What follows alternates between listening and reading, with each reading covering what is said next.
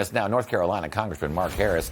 Good morning to you, sir. So we spoke with your colleague, Texas Congressman Michael Cloud, about FISA on the show yesterday. He stressed the importance of protecting Americans' constitutional rights against government surveillance versus spying on foreign adversaries. Where do you stand on this right now? Well, I think that, first of all, thank you for having me this morning, Mark and Charlotte. It's great to be with you. I think that exactly what you said is what we are negotiating and the conversation that's being held. Most of the colleagues that I talk to are concerned that there be some guardrails put in place. I think we recognize the need for FISA. We recognize the 702 program and the importance of it.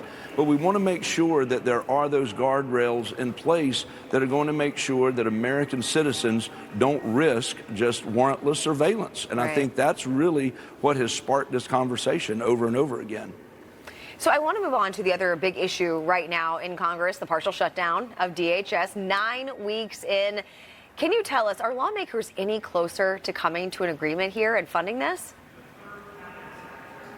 Well, again, you're seeing a lot of political gymnastics that are being played. Of course, as you know, the Senate passed out that bill over that zeroed out Border Patrol and ICE, and we're just not going to have anything to do with that. And so we passed back the bill that said that we were going to fund them and put a continuing resolution together. They sent that back in this game of ping pong, again, zeroing out ICE and Border Patrol. And so as I understand it now, they should be getting to us, maybe as early as sometime this week, a reconciliation bill that they're working on in the Senate that's going to be very clear, that's going to make sure that ICE and Border Patrol are funded. How that comes down, what I would prefer is they just pass a reconciliation funding all of the Department of Homeland Security at once, send that over there to us, allow us to do it. But I got to tell you, there's a lot of concern about spending one of these reconciliation bills on something so really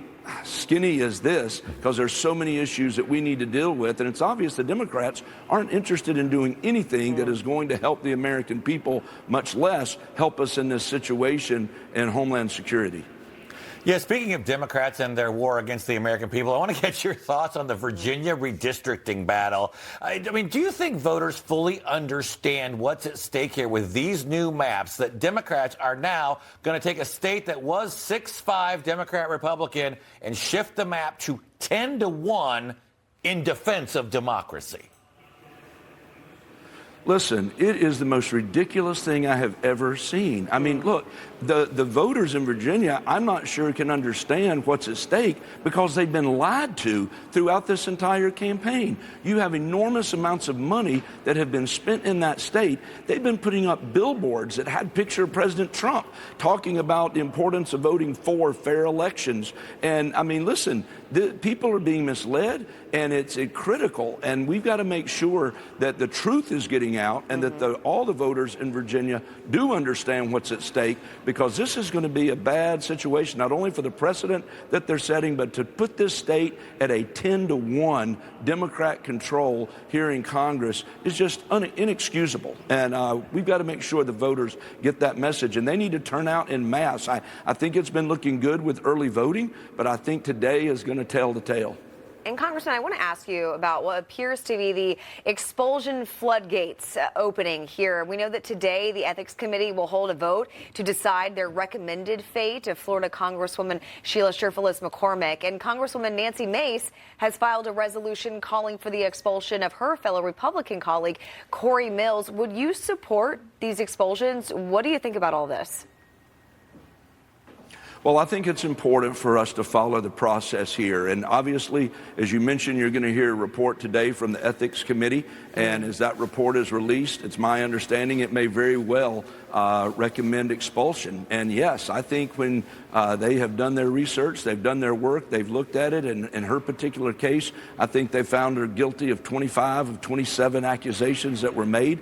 And so when that report comes out, I think we have to act on it. But I do think it's important for us to follow the process here and have the Ethics Committee do their work, and then we as a Congress, we've got to recognize there's a standard that the American people expect in how we operate and how we live. And I think it's going to be very important for us to send that message and do what we need to do here.